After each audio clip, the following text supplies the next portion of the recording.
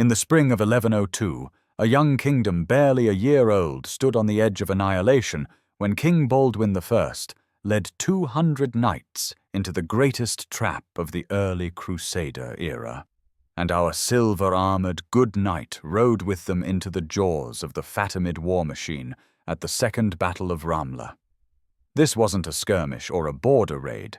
This was the moment when the hubris of Frankish chivalry collided with the professional discipline of Egyptian military doctrine, when reconnaissance failed, when veteran advice was ignored, and when nearly half of the Kingdom of Jerusalem's knightly strength was obliterated in a single afternoon of blood and dust.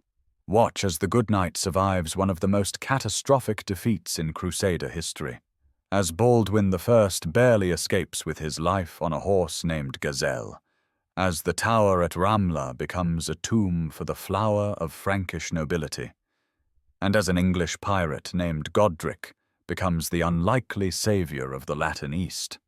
From the thermal haze of the Lord Valley to the desperate night flight through enemy lines, from the psychological warfare at Jaffa's walls to the final redemption of Stephen of Blois, this is the story of how a kingdom died and was reborn in the span of 3 days. Subscribe to the GoodKnight Stories for more immersive historical journeys that place you in the heart of history's most pivotal moments, where our eternal knight in silver armor walks through the rise and fall of empires with storytelling designed for deep focus, relaxation, or peaceful sleep. Comment below which battle you'd like the good knight to witness next. But for now, settle in, relax, and journey back to that fateful May morning when everything went wrong. Chapter 1. The Crossroads of Empires. The good knight had seen Ramla before. He had ridden through its streets in the autumn of 1099, when the town had surrendered without a fight to the victorious armies of the First Crusade. He had watched as the Frankish lords established their administration in the old buildings of the Jund Philistan, the administrative heart of Palestine under Muslim rule. He had stood in the shadow of the White Mosque, its minaret rising above the low rooftops like a finger pointing toward heaven, and he had wondered how long this fragile conquest could last. Now, in the spring of 1102, he knew the answer. Ramla sat at the crossroads of the world. The ancient Via Maris, the way of the sea, ran north and south through the town, connecting Egypt to Damascus, Gaza to Tyre. The road from Jaffa to Jerusalem cut east through Ramla's center, linking the holy city to its only reliable port. Whoever controlled Ramla controlled the lifeline of the Kingdom of Jerusalem. Whoever held Ramla held the key to survival. The good knight understood this in his bones. He had fought in enough wars to recognize the geography of power. Ramla was not a fortress. It was not a mountain stronghold or a walled citadel. It was a town of mud-brick houses and narrow streets, built on the flat coastal plain where the Judean foothills descended into the Mediterranean littoral. The land here was fertile, watered by winter rains and seasonal streams. Olive groves and wheat fields stretched in every direction. The soil was red and rich, the kind of earth that could feed an army or bury one. To the southwest, perhaps 15 miles distant, lay Ascalon. The good knight had never seen the city, but he had heard the stories. Ascalon was the last great Fatimid stronghold in Palestine, a fortress city with walls that rose like cliffs from the sea. The Egyptians called it the Bride of Syria. From Ascalon, the armies of Cairo could march north into the heart of the Crusader kingdom. From Ascalon, the Fatimid Caliphate could strike at Ramla, at Jaffa, at Jerusalem itself. And in the spring of 1102, that was exactly what they intended to do. The good knight had spent the winter in Jerusalem.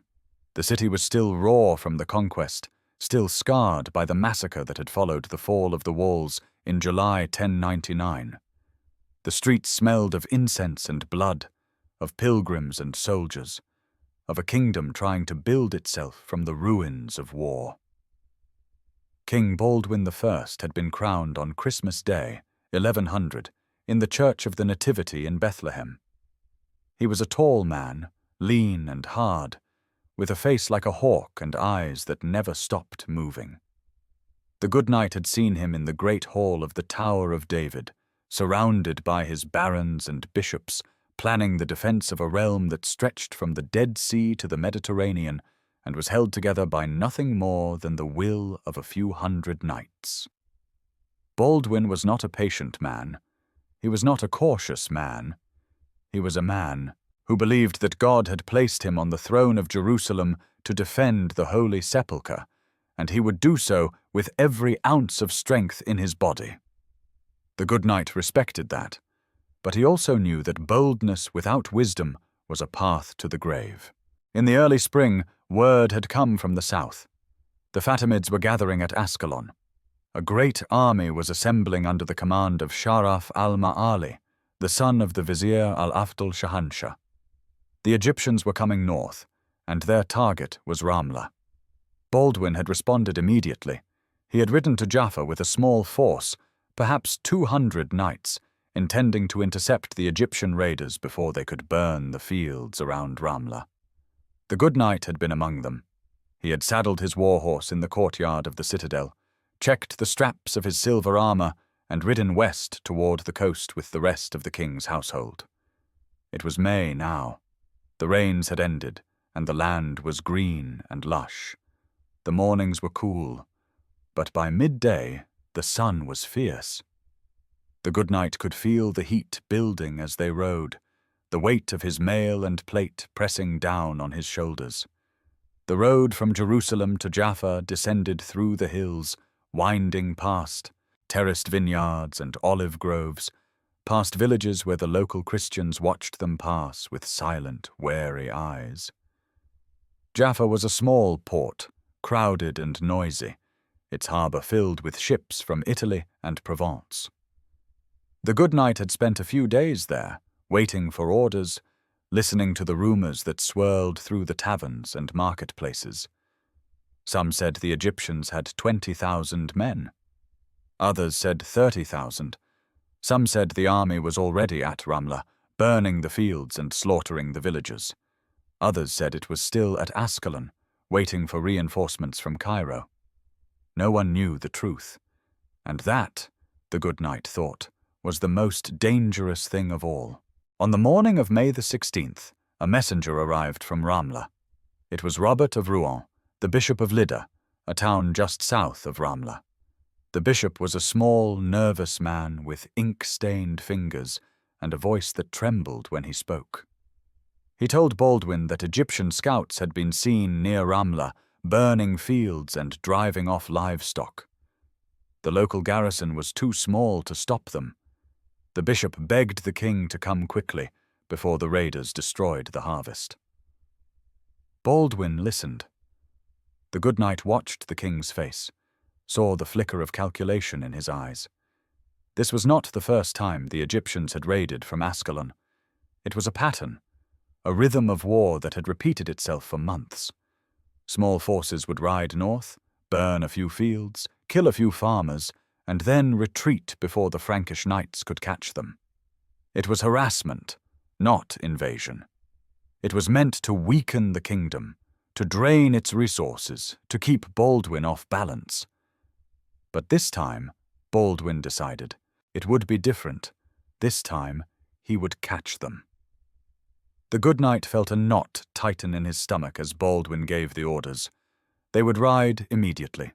200 knights, no more, no infantry, no foot soldiers to slow them down. They would move fast, strike hard, and scatter the raiders before they could escape back to Ascalon. It was a bold plan. It was a simple plan. And the good knight knew, with a certainty that came from years of survival, that it was a mistake. Chapter 2. The Voice of Caution. The knights assembled in the courtyard of Jaffa's citadel as the sun climbed toward noon. The good knight tightened the straps of his saddle and checked his weapons. His sword hung at his left hip, the blade freshly sharpened. His lance was strapped to the side of his horse, the shaft smooth and straight, the point gleaming in the sunlight. His shield bore no device, no heraldry. It was plain steel, dented and scarred from a dozen battles. Around him, the other knights were doing the same. They were a mixed group, drawn from the households of the king and his barons. Some were veterans of the First Crusade, men who had marched from France or Germany or Italy and had survived the siege of Antioch, the march through the desert, the storming of Jerusalem's walls. Others were newer arrivals, men who had come east in the waves of pilgrims and adventurers that followed the conquest. And some were survivors of the Crusade of 1101, the disastrous expedition that had been annihilated by the Turks in Anatolia. Among these last was Stephen, Count of Blois. The good knight had heard the stories. Stephen had been one of the leaders of the First Crusade, a wealthy and powerful nobleman from France. But during the siege of Antioch, he had deserted. He had fled south, claiming illness, and had returned to France while his comrades fought on to Jerusalem. The shame of that desertion had haunted him. His wife, Adela, had refused to let him rest. She had pushed him to return, to redeem his honor, to prove that he was not a coward. And so Stephen had joined the Crusade of 1101, only to see that army destroyed in the mountains of Anatolia. Now he was here, in Jaffa, desperate for one more chance to wash away the stain of his flight from Antioch. The good knight saw Stephen across the courtyard, a middle-aged man with greying hair and a face lined with worry. He looked tired. He looked haunted. But he also looked determined. The good knight understood that determination. It was the look of a man who had nothing left to lose. There were others, too. Stephen, Count of Burgundy, another survivor of 1101. Hugh of Lusignan, a young knight from Poitou, eager for glory. Geoffrey, a small man whose name the good knight never learned, but whose face he would remember. And there was Arpin of Bourges, a veteran who had fought in the east for years and who knew the Egyptians better than most. As the knights mounted their horses, Arpin rode up to Baldwin. The good knight was close enough to hear the conversation. "My lord," Arpin said, his voice low and urgent. "We should wait.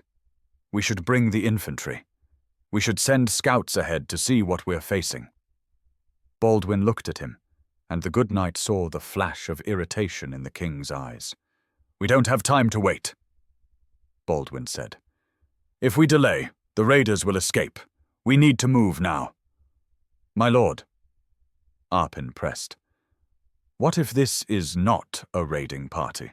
What if this is the main Egyptian army? What if they're waiting for us at Ramla?" Baldwin's jaw tightened.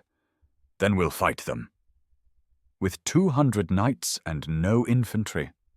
Arpin's voice rose slightly. "My lord, that's suicide." The courtyard had gone quiet. The other knights were watching now, listening. The good knight felt the tension in the air, the weight of the moment. This was the point where decisions were made, where the course of history could turn on a single word. Baldwin leaned forward in his saddle, his eyes hard. "Are you afraid, Arpin?" The question hung in the air like a blade. Arpin's face flushed red. The good knight saw the older knight's hands tighten on his reins. "I am not afraid, my lord," Arpin said quietly. "I am cautious. There is a difference." "Then if you're so cautious," Baldwin said, his voice cold, "perhaps you should return to France. Perhaps you should leave the fighting to men who are not afraid to face the enemy." The words were a slap. The good knight saw Arpin's face go pale, saw the humiliation in his eyes. But Arpin did not respond. He simply nodded, once, and turned his horse away. Baldwin raised his hand, signaling the column to move. The gates of the citadel swung open, and the knights rode out into the streets of Jaffa. The good knight followed, his heart heavy. He had seen this before. this clash between caution and pride, between wisdom and honor. And he knew how it always ended. They rode east, toward Ramla. The road was wide and well-traveled, cutting through fields of wheat and barley. The morning fog had burned off, and the sun was climbing higher, the heat building with every mile. The good knight could feel the sweat beginning to soak into the padding beneath his armor. His horse's flanks were already dark with moisture. The column moved at a steady trot, the knights spread out in a loose formation. There were no scouts ahead, no outriders to probe the road. Baldwin was riding at the front, his banner snapping in the breeze. The good knight was in the middle of the column, surrounded by men he barely knew. He could hear the jingle of harness, the creak of leather, the low murmur of conversation. Some of the knights were joking, laughing, confident. Others were silent, their faces set and grim. The good knight was silent. He was thinking about Arpin's words. He was thinking about the size of the Egyptian army, about the reports of 20,000 men, about the fact that they were riding into unknown territory with no infantry, no support, no plan beyond strike hard and scatter the raiders. He was thinking about how easy it would be to die. The land around them was flat and open. To the north, the good knight could see the low hills that marked the edge of the Judean highlands. To the south, the plain stretched away toward the coast. The air was thick with humidity, the kind of heavy, oppressive heat that made it hard to breathe.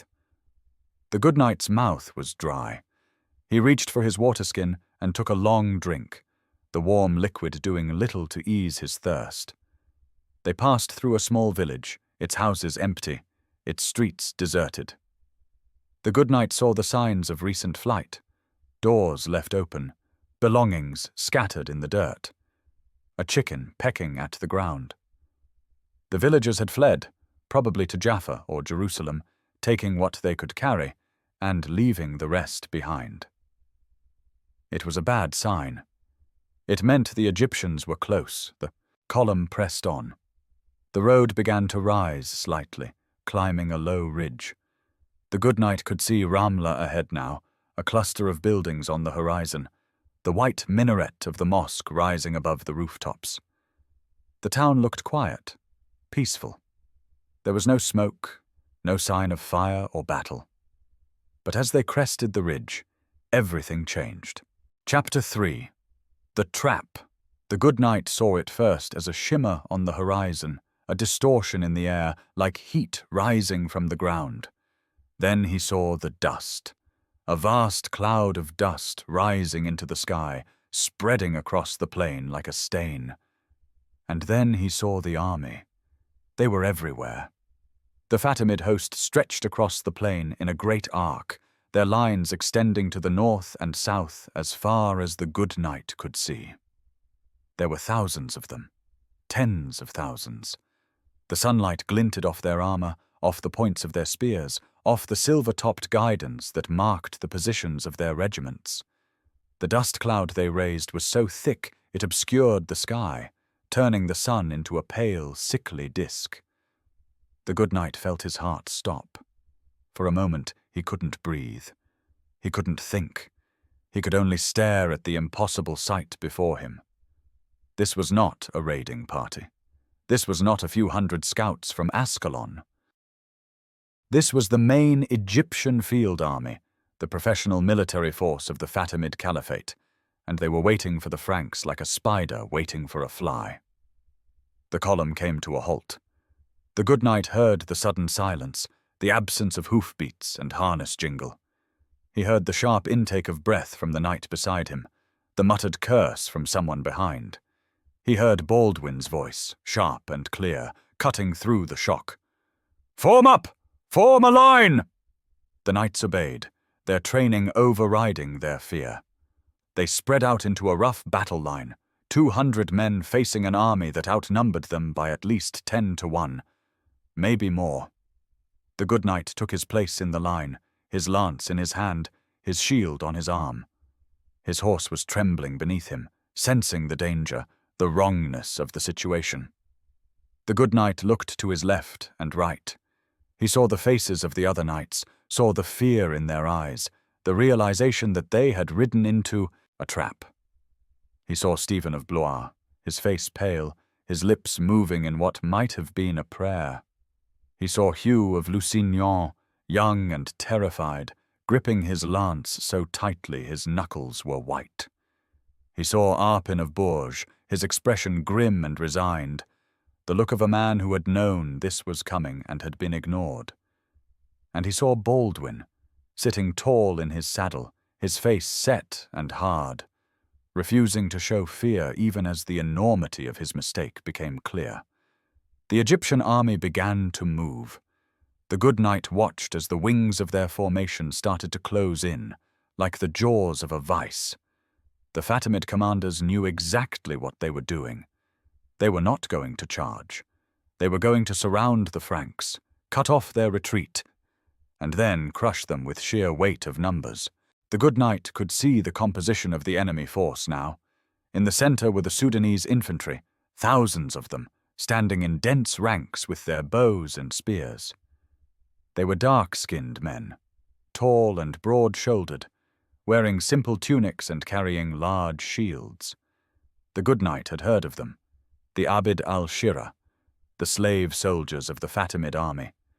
They were disciplined, professional, and deadly. On the flanks were the cavalry, Berbers and Armenians and Arabs mounted on swift horses, carrying lances and swords and bows. They moved with a fluid grace, spreading out to encircle the Frankish line. The good knight could see the dust rising from their hooves, could hear the distant sound of drums and horns, the rhythm of an army that knew it had already won. Baldwin raised his lance. "We charge," he shouted. "We break through their center and ride for Ramla. Stay together. Stay in formation." The good knight felt a surge of disbelief. They were going to charge. 200 knights against thousands of professional soldiers. It was madness. It was suicide. But it was also the only option they had. If they stayed here, they would be surrounded and slaughtered. If they charged, at least they had a chance to break through, to reach the town, to find some kind of shelter. The good knight lowered his lance. He dug his spurs into his horse's flanks, and he charged. The line of knights surged forward, a wave of steel and horseflesh thundering across the plain.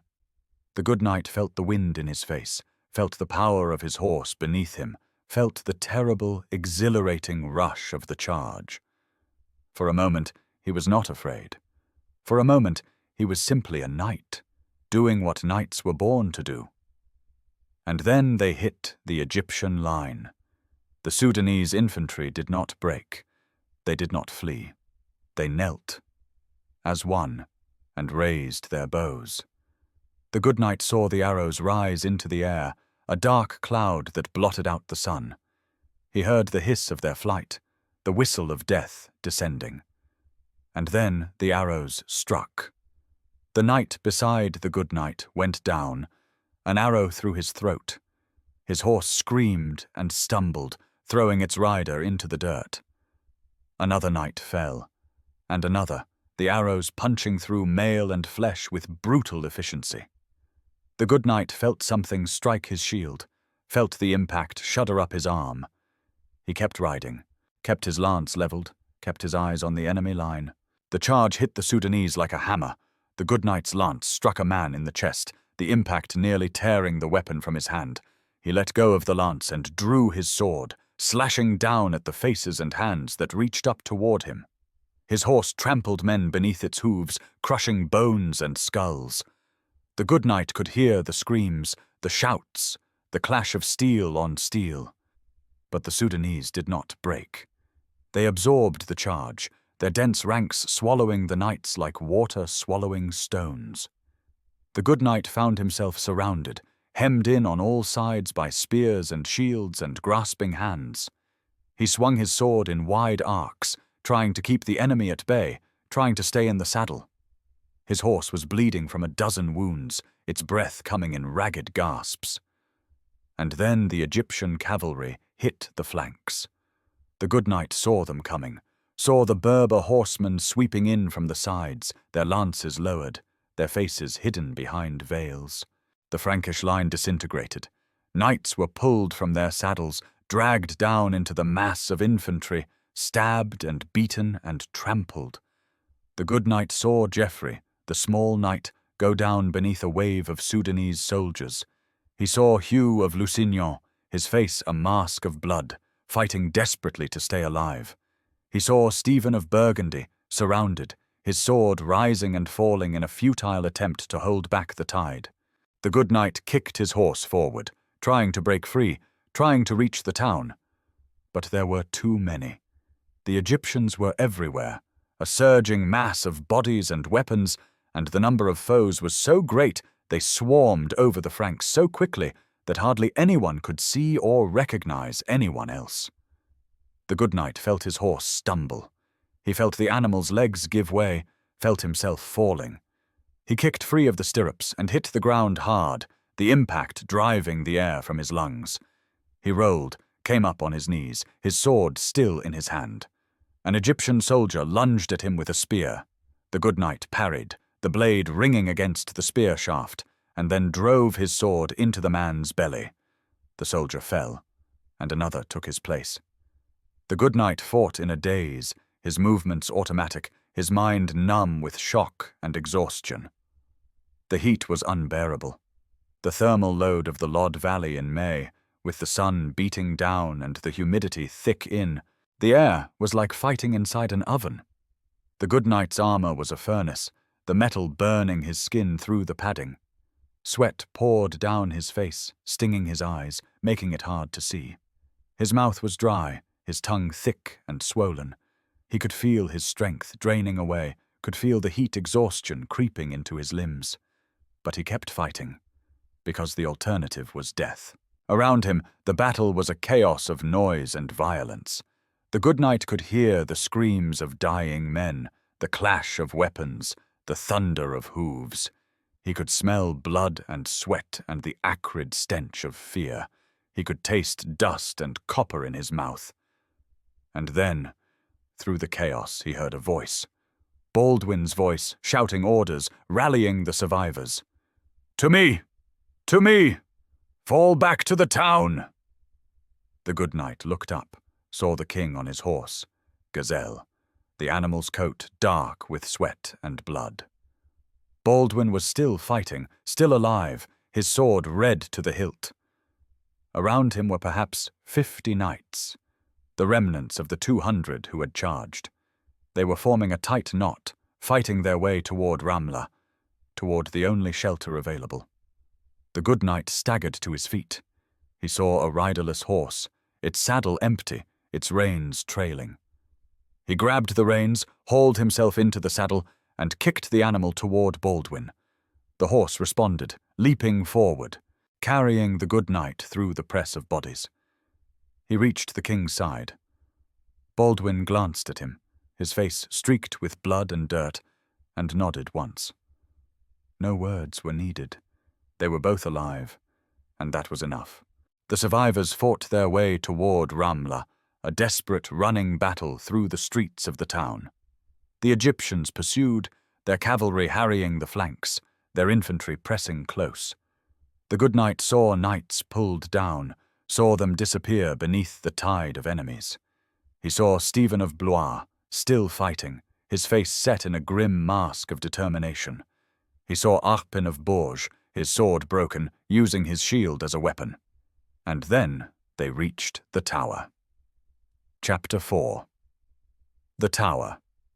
Ramla's tower was not a fortress. It was a simple watchtower, a square structure of stone and mud brick, perhaps 30 feet high, with a single door at the base and a flat roof at the top.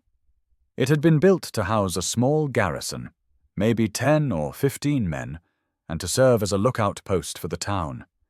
It was never meant to withstand a siege by a professional army. But it was all they had. Baldwin led the survivors through the door, and the good knight followed, his legs shaking with exhaustion. Inside, the tower was dark and cool, a blessed relief from the heat outside. The good knight leaned against the wall, gasping for breath, his heart pounding in his chest. Around him, the other knights were doing the same, collapsing onto the floor, their armor clanking, their faces pale and drawn. The good knight counted them. 50 men, maybe, out of 200. The rest were dead or captured or scattered across the plain. The flower of the kingdom of Jerusalem's knightly class, obliterated in a single afternoon. Baldwin was at the door, looking out at the town. The good knight joined him, peering through the narrow opening. The streets were filled with Egyptian soldiers. They were moving through the town in organized units, searching the buildings, rounding up the few civilians who had not fled. The good knight could see the silver-topped guidons of the Fatimid regiments, could hear the shouts of the officers, the tramp of boots on stone. And then the Egyptians saw the tower. They came in a rush, a wave of soldiers surging toward the door. Baldwin slammed it shut and dropped the bar into place. The door shuddered as the Egyptians hit it, their fists and weapons pounding on the wood. The good knight could hear them shouting, could hear the scrape of metal on stone as they tried to force the door open. "Upstairs!" Baldwin shouted. "Get to the roof. We can hold them from there." The knights climbed the narrow staircase, their armor scraping against the walls. The good knight was near the back, his legs heavy, his body screaming for rest. He reached the roof and stepped out into the sunlight. The heat hit him like a physical blow, but he forced himself to move, to take his place at the parapet. From the roof, he could see the full extent of the disaster. The plain around Ramla was covered with Egyptian soldiers, thousands of them, spread out in camps and formations, their banners fluttering in the breeze. The good knight could see the bodies of the Frankish knights scattered across the battlefield, dark shapes lying in the dust. He could see the Egyptians moving among them, stripping the dead of their armor and weapons. And he could see the siege beginning. The Egyptians surrounded the tower, their archers taking up positions in the nearby buildings. Arrows began to fly, clattering off the stone walls, forcing the knights to crouch behind the parapet. The good knight heard the thud of a battering ram against the door below, heard the crack of wood beginning to splinter. Baldwin was moving among the knights, checking their wounds, offering words of encouragement. The good knight saw the king stop beside Stephen of Blois, saw the two men exchange a few quiet words. Stephen's face was calm now, almost peaceful. He had found his redemption, the good knight thought. He had fought bravely, had not fled, had proven his courage. If he died here, he would die with honor. The good knight found a spot at the parapet and looked out at the enemy. He was exhausted, physically and emotionally. His body ached, his muscles trembling with fatigue. His mind was numb, unable to process the magnitude of what had happened. They had ridden out that morning with 200 knights, confident and strong. Now they were trapped in a tower, surrounded by an army, with no hope of rescue. The sun began to set, the sky turning red and gold. The heat eased slightly, but the thirst remained. The good knight's waterskin was empty. His mouth was so dry he could barely swallow. Around him, the other knights were in the same condition, their faces gaunt, their eyes hollow. As darkness fell, the Egyptian assault intensified.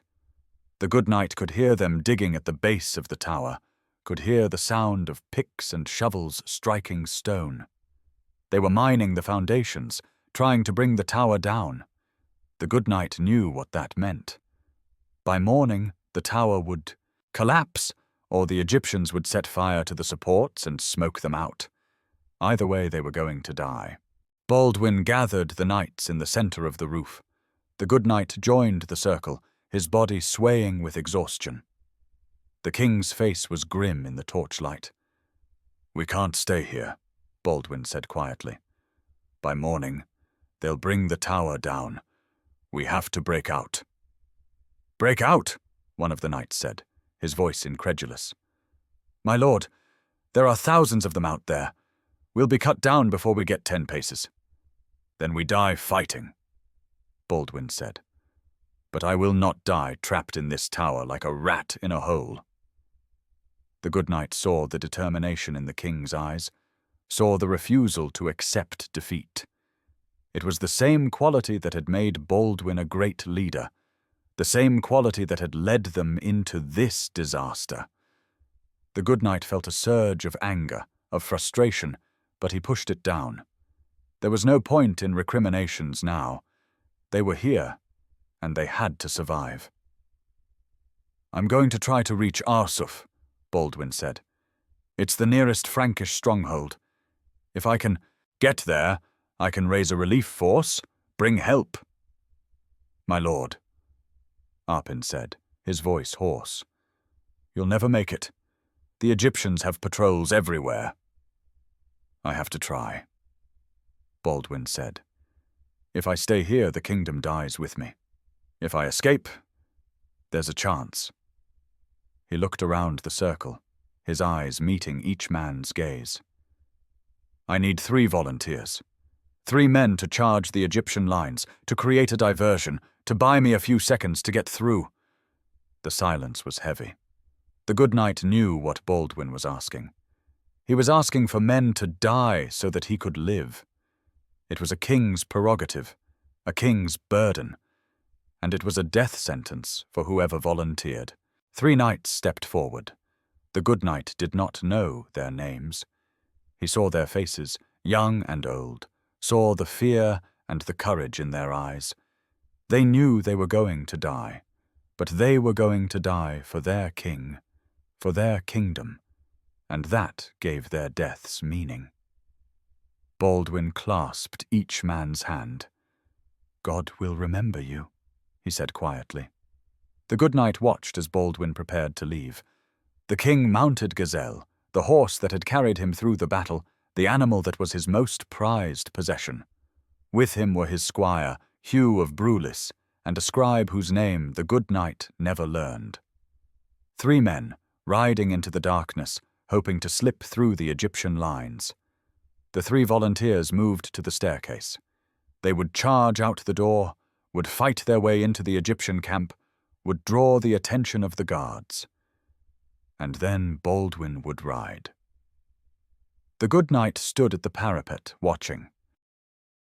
He saw the door of the tower burst open, saw the 3 knights charge out into the night, their swords flashing in the torchlight.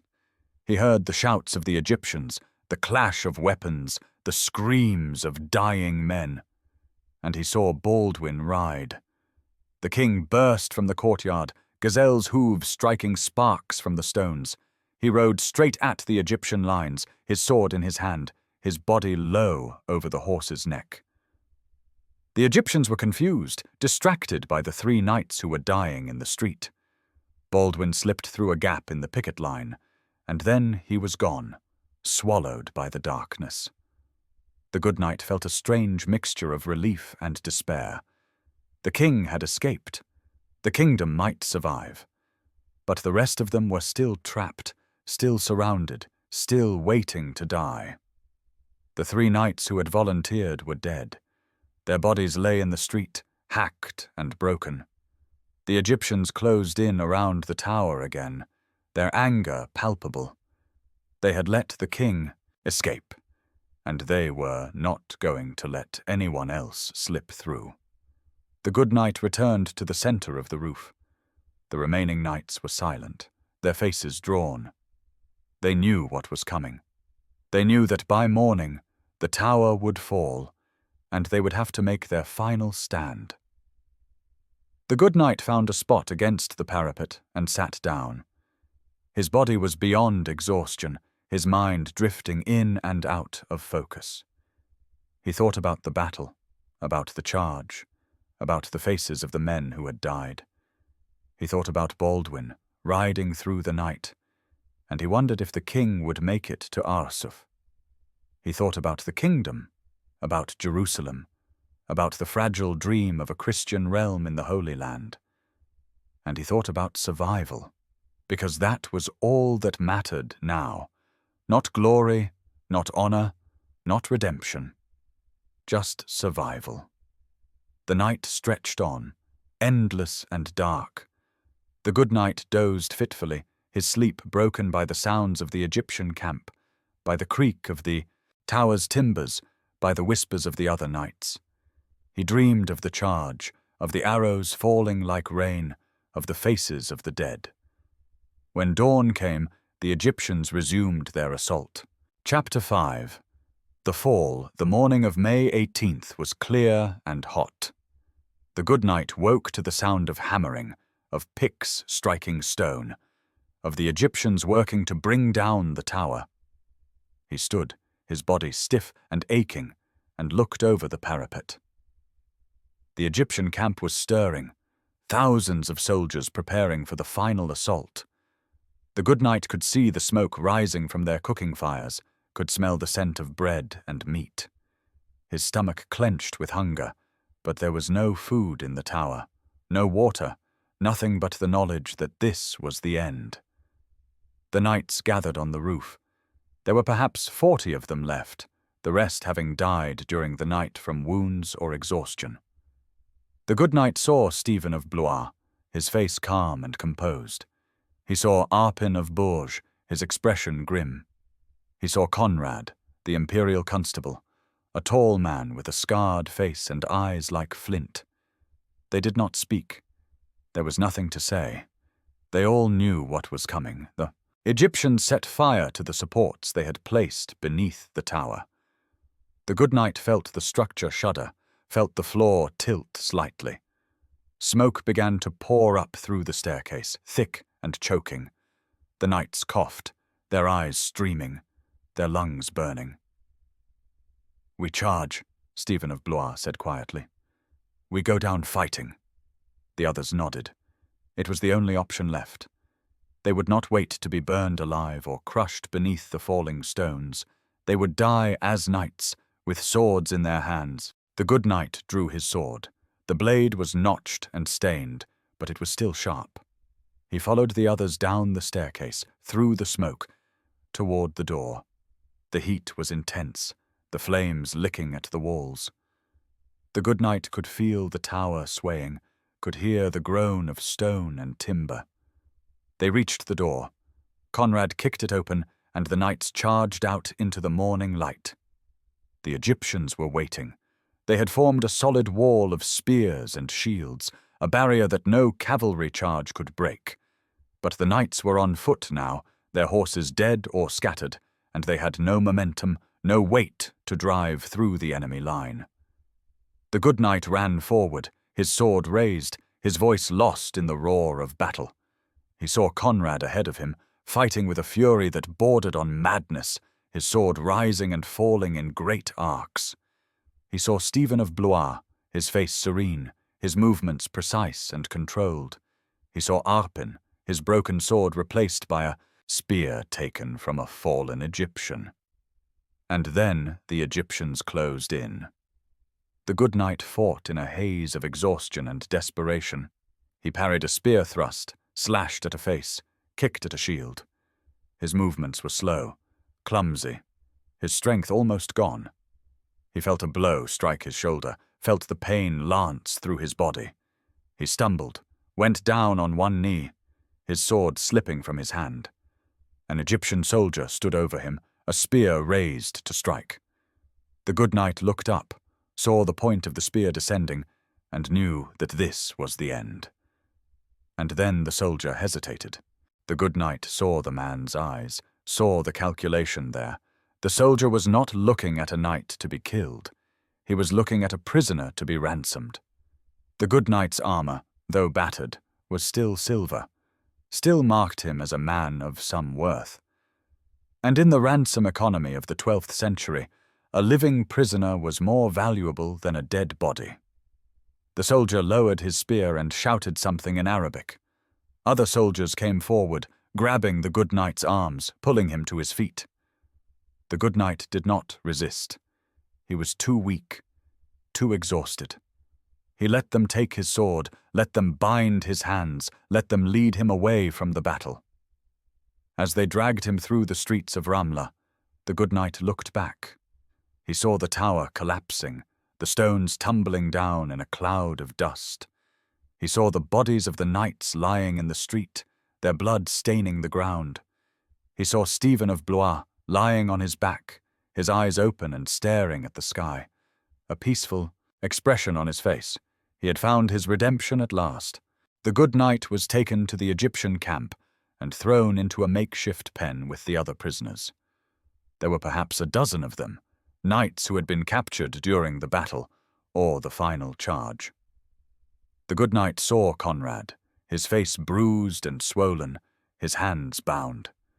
He saw Arpin, sitting with his back against a post, his eyes closed. They did not speak. They were physically spent, emotionally exhausted, their minds unable to process what had happened. The constant fear and terror of the past day had left them numb, their thoughts focused only on survival, on the next moment, the next breath. The good knight sat in the dust and closed his eyes. He was alive. Against all odds, he was alive. But the cost had been terrible. The kingdom of Jerusalem had lost nearly half its knights in a single day. The local nobility had been decimated, and the survivors, like the good knight, were prisoners, their fates uncertain. He thought about Baldwin, riding through the night on Gazelle. He wondered if the king had made it to Arsuf, if he had survived. He wondered what would happen to the kingdom now, with its army destroyed, its capital vulnerable, its future hanging by a thread. And he wondered if he would ever see freedom again. Chapter 6. The Deception. The Egyptian army did not linger at Ramla. With the tower fallen and the Frankish knights dead or captured, Sharaf al-Ma'ali turned his attention to the next target, Jaffa. The good knight was forced to march with the army, his hands bound, his body aching with every step. The Egyptians moved quickly, their cavalry ranging ahead, their infantry marching in disciplined columns. The good knight could see the dust cloud rising from their passage, could hear the rhythm of drums and the chant of soldiers. Jaffa was only a few miles from Ramla, a short march along the coastal road. The good knight had been in Jaffa just 2 days ago, had ridden out from its gates with Baldwin and the 200 knights. Now he was returning as a prisoner, part of the Egyptian army that was about to lay siege to the city. As they approached Jaffa, the good knight saw the walls of the city rising ahead, the towers and battlements crowded with defenders. The city was small, its fortifications modest, but it was the only port the Crusaders held, the only link to Europe and reinforcements. If Jaffa fell, the kingdom of Jerusalem would be cut off, isolated, doomed. The Egyptian army deployed around the city, their siege lines forming a tight ring. The good knight was kept with the other prisoners in a guarded area near the command tent. From there, he could see the walls of Jaffa, could see the banners of the Crusaders flying from the towers, and then the Egyptians brought out the body. The good knight watched as a group of soldiers carried a corpse to the front of the siege lines. It was the body of a knight, dressed in armor, his face mutilated beyond recognition. The Egyptians had found the body at Ramla, the body of a knight named Gerbod of Sheldevindeka, who bore a physical resemblance to Baldwin I. The Egyptians had a plan. They were going to use the body to break the morale of the defenders, to convince them that their king was dead, that all hope was lost. The good knight felt a surge of anger as he watched the Egyptians parade the body before the walls of Jaffa. They shouted in Arabic and broken French, claiming that this was the body of King Baldwin, that the king of Jerusalem had been killed at Ramla, that the Crusaders should surrender and save themselves. From the walls, the good knight could hear the cries of despair, the wails of the women, the shouts of the soldiers. The defenders believed the lie. They thought their king was dead. And with that belief came the collapse of hope. The good knight saw the gates of Jaffa open, saw the citizens beginning to flee, carrying what they could, heading for the harbor where ships were waiting to take them back to Europe. The city was falling apart, its will to resist broken by a single brutal deception. The good knight closed his eyes, his heart heavy. He had survived the battle, had survived the fall of the tower, but now he was watching the kingdom die. Without Baldwin, without hope, the Crusaders would abandon Jaffa, would abandon Jerusalem, would abandon the dream of a Christian realm in the Holy Land. And then, from the harbour, came a shout. The good knight opened his eyes, looked toward the sea. He saw a ship entering the harbour, its sails billowing in the wind. And on the deck of that ship, standing tall and unmistakable, was King Baldwin I. Chapter 7. The Pirate and the King. Baldwin had made it to Arsuf. The good knight would learn the details later from the stories that circulated through the camps and taverns. But the essence of the tale was this. The king had ridden through the night, evading Egyptian patrols, his horse Gazelle carrying him through the darkness with a speed and endurance that seemed almost miraculous. He had arrived at Arsuf exhausted, starved and parched, but alive. And at Arsuf he had found Godric of Finchala. Godric was an English merchant and pirate, a man who had spent 20 years buccaneering in far-off lands, trading and raiding from the Mediterranean to the Indian Ocean. He was in Arsuf with his ship, a fast vessel built for speed and maneuverability, when Baldwin arrived. The king commandeered the ship, and Godric, recognizing the gravity of the situation, agreed to sail him to Jaffa.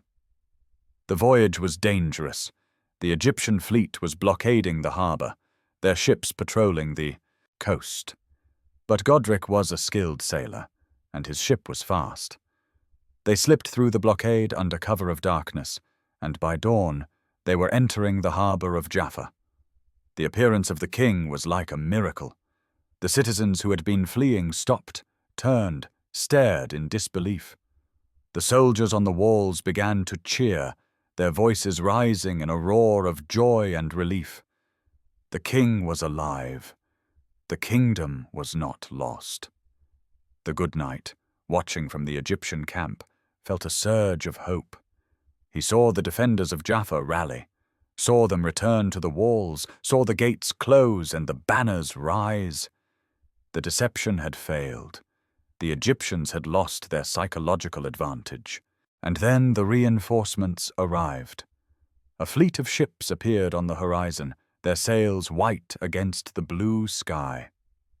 They were French and German crusaders, pilgrims and soldiers who had just arrived from Europe, drawn by the call to defend the Holy Land.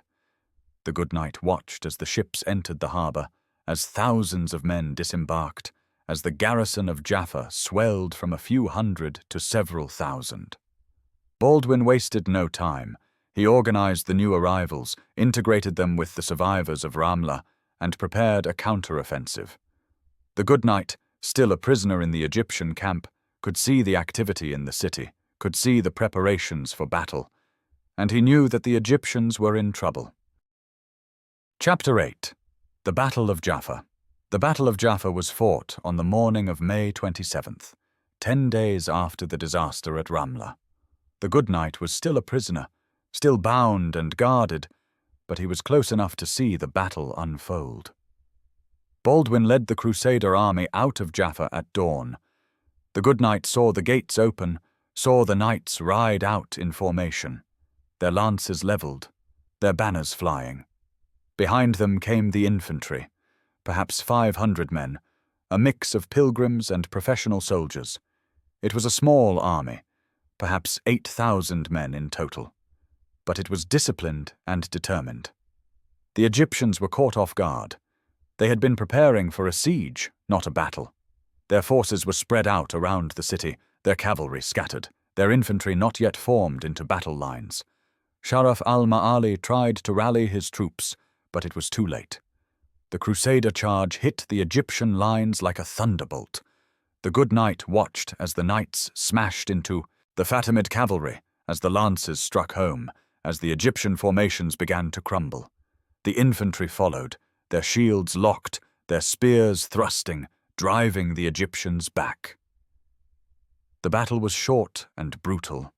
The Egyptians, demoralized by the sudden appearance of the king and the arrival of reinforcements, broke and fled. The good knight saw them streaming away from the city, heading south toward Ascalon, their formations dissolving into a rout. And in the chaos of the retreat, the good knight saw his chance. The guards who had been watching the prisoners were distracted, their attention on the battle. The good knight, his hands still bound, stood and began to walk toward the city. No one stopped him. No one noticed. The Egyptian camp was in chaos, soldiers running in every direction, officers shouting orders that no one obeyed. The good knight reached the edge of the camp and broke into a run. His legs were weak, his body exhausted, but he forced himself to keep moving. He ran toward the Crusader lines, toward the knights who were pursuing the fleeing Egyptians. A Frankish soldier saw him, saw the silver armor, saw the bound hands. The soldier cut the ropes, and the good knight was free. He stood on the battlefield, surrounded by the dead and the dying, and he felt a strange mixture of relief and sorrow. He was alive. He was free. But the cost had been terrible. The kingdom of Jerusalem had survived, but it had been a near thing. The disaster at Ramla had nearly destroyed the Crusader presence in the Holy Land. Only the courage of Baldwin, the skill of Godric, and the arrival of the reinforcements had saved the kingdom from annihilation. The good knight walked back toward Jaffa, his steps slow and unsteady.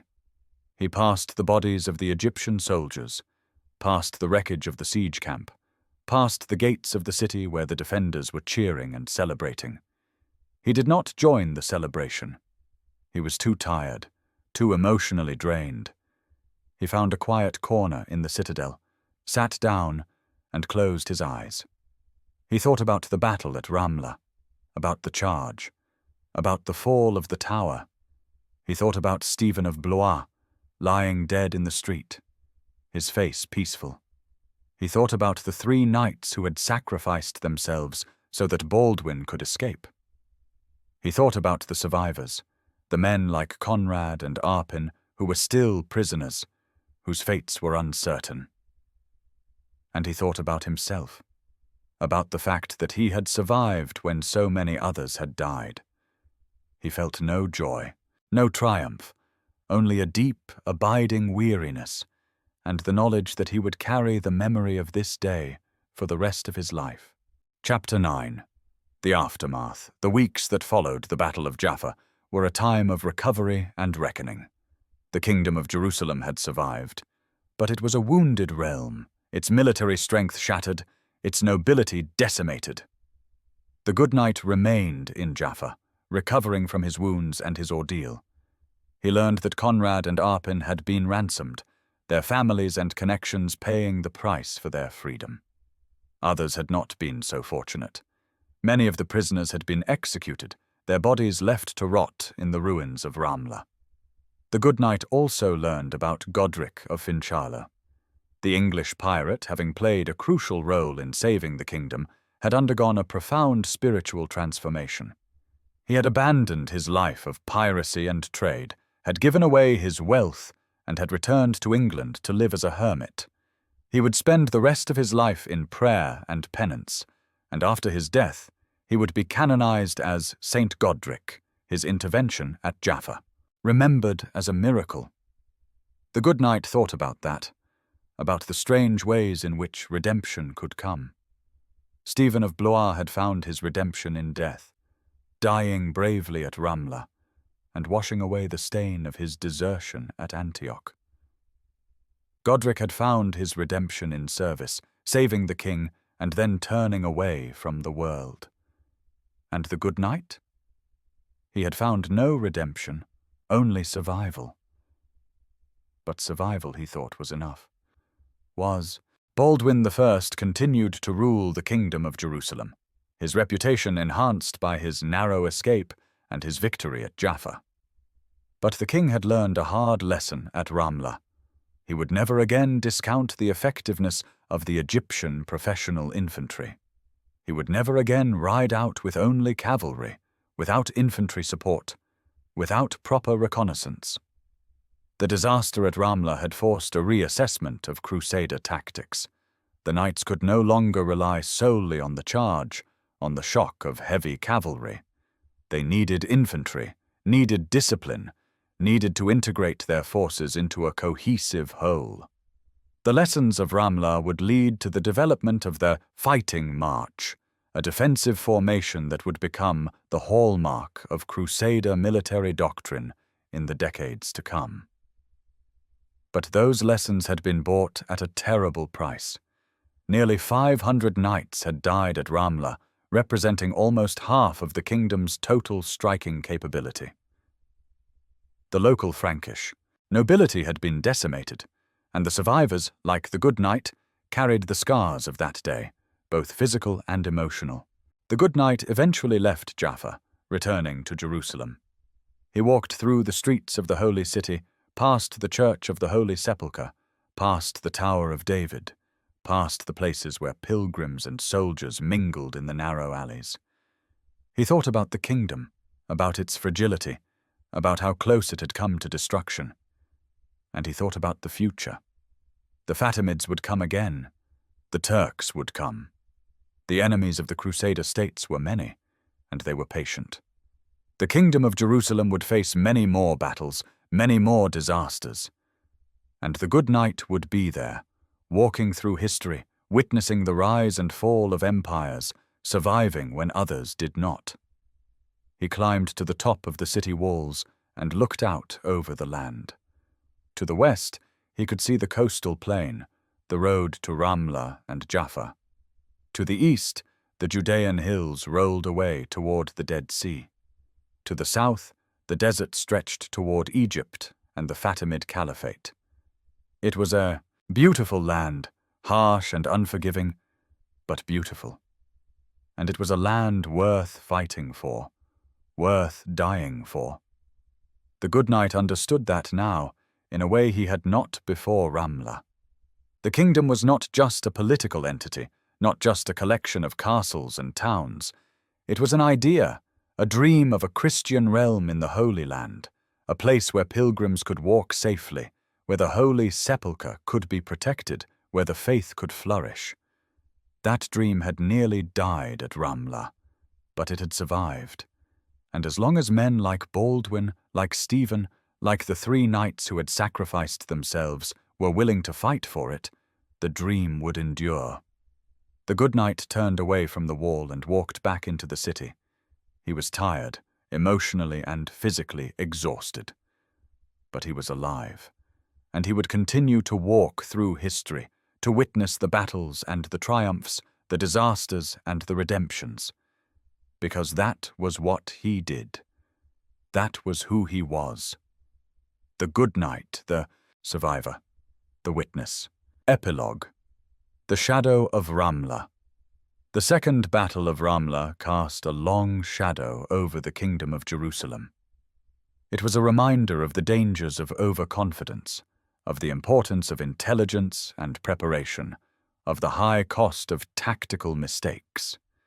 The lessons of Ramla would be learned and forgotten by successive generations of Crusader kings, eventually culminating in the final, unrecoverable disaster at the Horns of Hattin in 1187. But in 1102, the kingdom survived. Baldwin I continued to rule, continued to fight, continued to defend the Holy Land against its enemies. The Fatimids would return, again and again, but they would never again come so close to destroying the Crusader presence in Palestine. And the good knight would be there, walking through the battles, witnessing the history, surviving when others did not. He would carry the memory of Ramla with him, the memory of the charge, the fall of the tower, the faces of the dead. It was a memory that would never fade, a scar that would never heal. But it was also a memory that gave him strength, because he had survived Ramla. He had survived the worst disaster of the early Crusader era. And if he could survive that, he could survive anything. The good knight stood in the courtyard of the Tower of David, his silver armor gleaming in the sunlight. Around him, the city of Jerusalem bustled with life, with pilgrims and soldiers, with merchants and priests. The kingdom was all-azure, vibrant, full of hope and danger. And the good knight was part of it. He was a witness to history, a survivor of battles, a knight who walked through time. He had seen empires rise and fall, had seen kings live and die, had seen the best and worst of humanity. And he would continue to walk, to witness, to survive. Because that was his purpose. That was his fate. The good knight turned and walked out of the courtyard, into the streets of Jerusalem, into the flow of history. He did not know what the future would bring, what battles he would fight, what disasters he would witness. But he knew that he would be there, walking through it all, surviving, enduring, because he was the good knight. And his story was far from over. Our good knight will return. Subscribe for more.